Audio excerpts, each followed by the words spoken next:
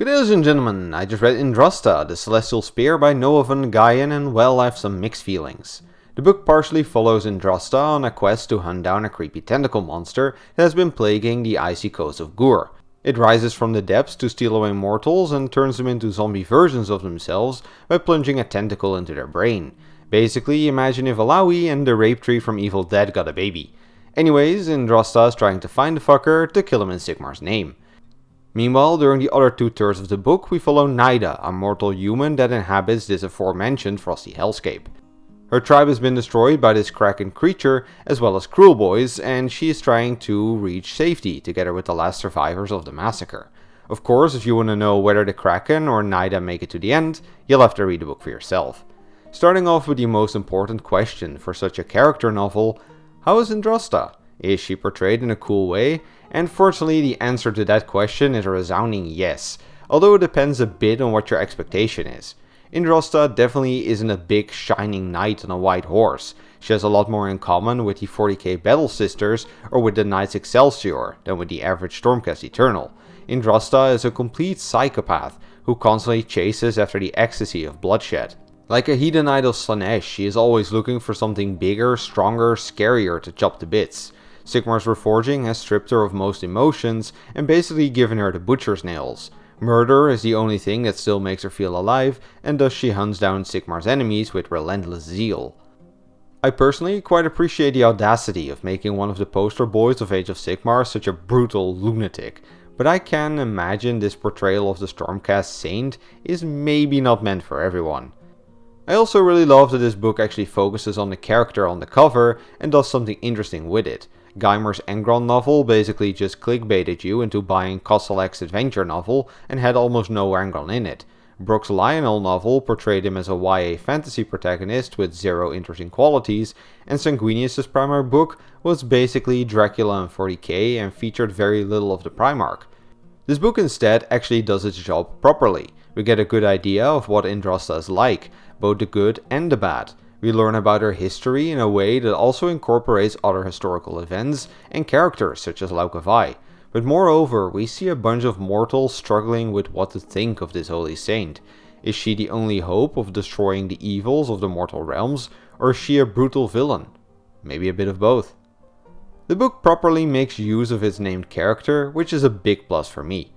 The other main upside of this book for me was the world building. From primal animal spirits who keep the villages safe, from evil as long as they are provided with sacrifices, to hunter icebergs that stalk people and freeze them to death so they can feast on their flesh. The world building was very imaginative and actually strayed pretty far from established Age of Sigmar tropes. The mortal realms are crazy, and I greatly appreciate it when authors actually do something cool with that. The plot and characterization, meanwhile, were a bit hit or miss. Some parts were genuinely heartbreaking or profound. Others were incredibly dumb or boring. Some characters, such as Yndrasta or the Trader, were really cool. Other characters, like Hygen or Maga, were as one-dimensional as they can be. There were also supposed to be some romance subplots, but these fell so flat for me I can hardly remember them. Mind you, I read this a couple days ago. The real issue with this novel, however, is the language. I already criticized God Eater's Son for its tendency to describe things in very convoluted ways with words that even the ecclesiarchy would consider pretentious. This book, however, is so much worse. Every other sentence is a metaphor of some sort, and often an embarrassingly shit one at that. There are so many sentences in this book that I had to read at least 3 times to get an idea of what the author is trying to say. Some chapters are surprisingly readable, but other parts feel as if they have been Google translated with how nonsensical the sentences are. The author often also tries to incorporate some quote-unquote clever wordplay, but cheats at doing so by simply making up words himself. Just to give an example, wartime is all of a sudden woe time.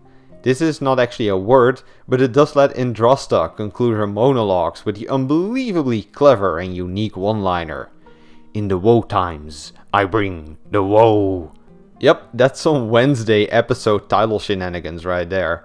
In a similar vein, the author often forgets to divide different sections in a clear way.